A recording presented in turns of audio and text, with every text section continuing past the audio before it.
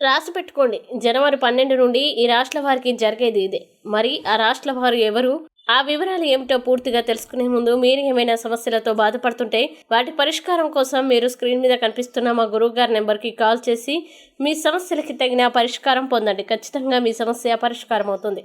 ఇక వివరాల్లోకి వెళ్తే జనవరి 12న కుజుడు పునర్వసు నక్షత్రంలోకి సంచారం చేయబోతున్నాడు. త్వరలో మార్చి 16వ తేదీన రాహువు పూర్వభద్ర నక్షత్రంలోకి సంచారం చేయబోతున్నాడు. ఈ రెండు గ్రహాల సంచారం కారణంగా ధనుసు రాశి వారికి సానుకూల ఫలితాలు రానున్నాయి. ఈ సమయంలో ధనుసు రాశి వారి అదృష్టం కలిసి వస్తుంది. మీరు ఏ పని చేసినా విజయం వరిస్తుంది. అలాగే ఆర్థిక స్థితి మెరుగుపడుతుంది. ఇంకా మేషరాశి, ఈ రాశి వారికి కుజుడు మరియు రాహు యొక్క నక్షత్ర సంచారం అదృష్టాన్ని ఇస్తుంది. ఈ సమయంలో మేషరాశి జాతకులు ఆర్థికంగా బలోపేతం అవుతారు. వీరికి డబుల్ అదృష్టం వస్తుంది.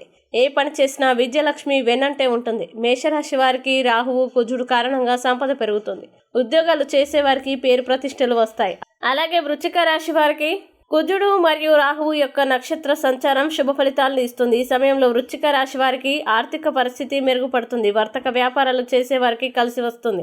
ఎప్పటి నుంచో పరిష్కారం కాని సమస్యలు ఇప్పుడు పరిష్కారం అవుతాయి.